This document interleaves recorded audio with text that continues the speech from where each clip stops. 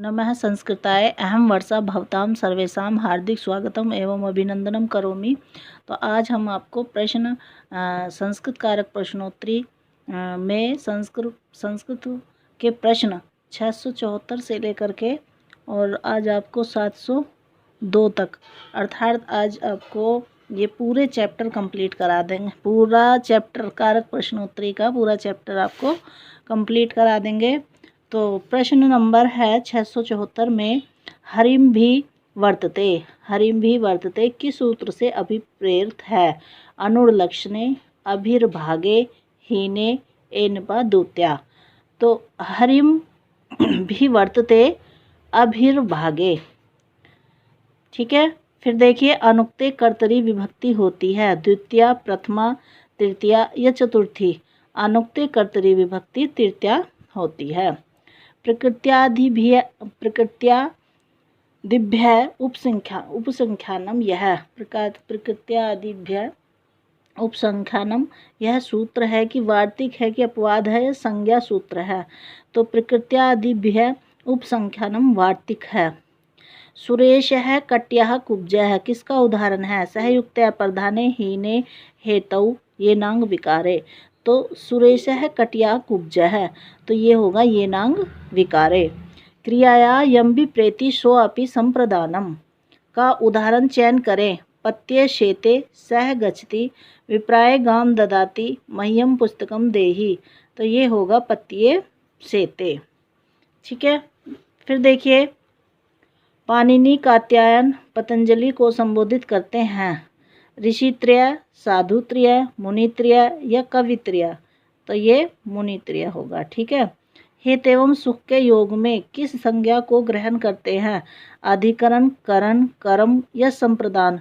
तो हित एवं सुख के योग में संप्रदान संज्ञा को ग्रहण करते हैं। परा उपसर्ग पूर्वक जी धातु प्रयोग में जो ऐसा है उसकी संज्ञा होगी हेतु संज्ञा, कर्म संज्ञा, करण संज्ञा या अपादान संज्ञा। तो परा उपसर्ग पूर्वक जी धातु प्रयोग में जो ऐसा है उसकी संज्ञा होगी अपादान संज्ञा। जनिकृतु प्रकृति सूत्र का उदाहरण अन्वेषित करें। कामात् क्रोधो अभिजायते मातृनिलीयते कृष्णः शत्रून् पराजयते चोराद बिभेति। तो इसका होगा कामात् क्रोधो अभिजायते। कर्म प्रवचनीय संज्ञक अप, आंग और परी के योग में होती है द्वितीया, पंचमी, चतुर्थी या तृतीया। तो कर्म प्रवचनीय में कौन सी होती है? अप, आंग और परी, ये पंचमी होती है। फिर देखिए यह उदाहरण दिवस तदर्थस्य से जनित है। दिवस तदर्थस्य से जनित है। नरेषु देवः श्रेष्ठः बालकः क्रीडति आराध्वनात् या सतस्य दिव्यति। तो ये होगा सतस्य दिव्यति, ठीक है। अग्रे पश्यन्तु। अनियत लिंग प्रतिपादिक का उदाहरण है कृष्णः श्री ज्ञानम, द्रोणो व्रीहि, तटः तटी तटम, हे देवदत्तः।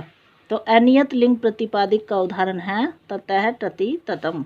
एकथितम च यह कितनी धातुओं का द्योतन द्वितीया है करता है?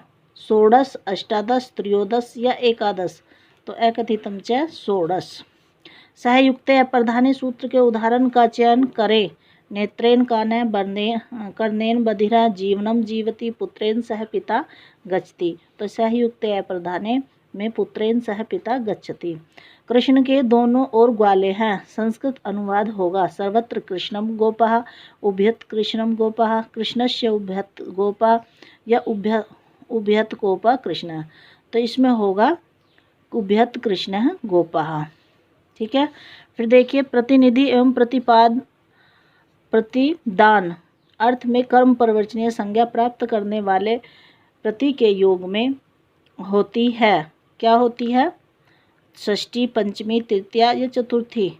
तो प्रतिनिधि एवं प्रतिपादन अर्थ में कर्म प्रवचनीय संज्ञा प्राप्त करने वाले प्रति के योग में ... पंचमी होती है। फिर देखिए प्रसिद्ध, इच्छुक तथा उत्सुक शब्दों के योग में होती है तृतीया पंचमी, सप्तमी तृतीया, द्वितीया, षष्ठी तृतीया, तो ये सप्तमी तृतीया होती है। वाताय कपिला विद्युत, यह उदाहरण इस वार्तिक से अभियुक्त है। हित योगे च क्लर्पी संप्यद्यमाने च उत्पादेन ज्ञापिते च निमित्तात् कर्मयोगे च, तो ये होगा उत्पातेन ज्ञापिते च। आधारो अधिकरण, यह सूत्र जाना जाता है पंचमी के लिए, सप्तमी के लिए, षष्ठी के लिए, चतुर्थी के लिए, तो यह सप्तमी के लिए जाना जाता है। ठीक है, फिर देखिए पुष्पेभ्य स्पृहति, इसमें किस में चतुर्थी हुई है? रुच्यर्थानाम प्रियमाने चतुर्थी संप्रदाने स्पृहिरिषिप्त है हेतु, तो पुष्पेभ्य स्पृहति में स्पृहेरि सित। साधु कृष्णो मातृ, इससे संबंध है। साधु साधु प्रयोगे, साधु साधु प्रयोगे, निमित्तात् कर्मयोगे, यतश्च निर्धारम या हेतु, तो इसका होगा साधु असाधु प्रयोगे। अगले प्रश्न तो देखिए, षष्ठी चानाद्रय सूत्र से होती है। प्रथमा षष्ठी या षष्ठी तृतीया या तृतीया सप्तमी तृतीया या षष्ठी सप्तमी, तो षष्ठी चानाद्रय सूत्र से षष्ठी और सप्तमी होती है। यस्य च भावेन भाव लक्षणम विधान करता है षष्ठी का, चतुर्थी का, तृतीया का या सप्तमी का, तो यस्य च भावेन भाव लक्षणम ये सप्तमी का विधान करता है। फिर देखिए कालार्ध धर्मो अत्यंत संयोगे, यह सूत्र क्या करता है? द्वितीय तृतीया, द्वितीय षष्ठी, चतुर्थी द्वितीया या द्वितीया, तो काला धर्मोर अत्यंत संयोगे द्वितीया करता है। अजाम दोग्धी दुग्ध है, यह उदाहरण किस सूत्र से है? संबंध रखता है।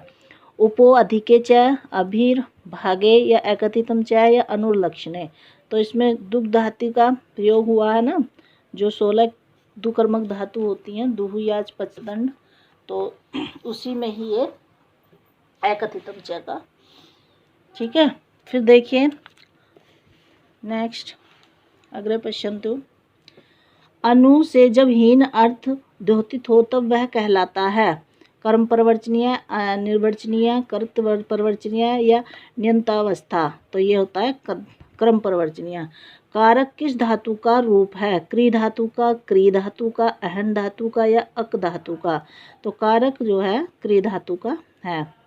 ए, इसका ए सही होगा। ठीक है, फिर देखिए युवन शब्द के द्वितीय बहुवचन में रूप होगा युवानम, युवानः, यूनः, यूनः, तो ये होगा युवन शब्द के द्वितीय बहुवचन में यूनः।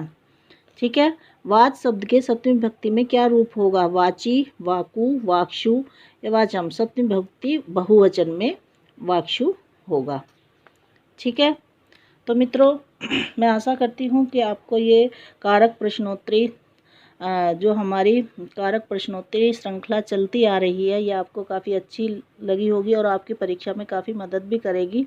यूपी टेट, सी टेट और टीजीटी और एलटी के लिए ये काफ़ी महत्वपूर्ण होगी, और इसीलिए मैंने ये थोड़े थोड़े प्रश्न लेकर के पूरी कारक प्रश्नोत्तरी जो है बुक से करा दी है।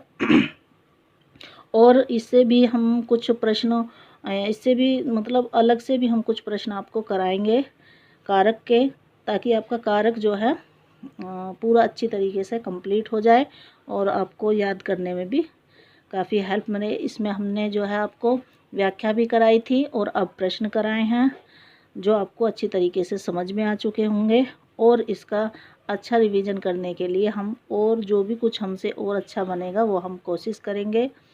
तो और मित्रों इसके बाद हम आपको कारक के बाद ये कारक प्रश्नोत्तरी और कारक सूत्र भी लेकर चलने के बाद हम आपको संधि कराएंगे। ठीक है, तो इसी के साथ मैं अपनी वाणी को विराम देना चाहूँगी। अगर आपको ये वीडियो अच्छी लगी है तो प्लीज़ लाइक करिए और सब्सक्राइब न्यू है तो। और ये प्रश्न जो ये कारक ये प्रश्नोत्तरी है, इसे आप पढ़ने के बाद अपने सहयोगियों मतलब जो आपके सहपाठी हैं या जो आपके जितने भी रिलेशन हैं जो इसका टेस्ट दे रहे हैं उनको जो है आप शेयर करिए। और मुझे जो मैं जैसे मैं वीडियो बना रही हूँ इसे मुझे आगे बढ़ाने में काफ़ी मदद मिलेगी, और आप प्लीज़ मेरी हेल्प करिए। तो इसी के साथ मैं अपनी वाणी को विराम देना चाहती हूँ। आप खुद समझदार हैं, आप समझ रहे होंगे कि हर कोई व्यक्ति वीडियो क्यों बनाता है, कैसे बनाता है। कुछ ना कुछ उसकी मजबूरी भी होती है और कुछ ना कुछ उसके लिए मतलब ये कोई गलत काम तो है नहीं, पढ़ने के लिए सभी के लिए उपयोगी है। ठीक है, तो मित्रों मैं और इससे आगे आपको क्या कहूँ। इसी के साथ नमः संस्कृताय, धन्यवाद।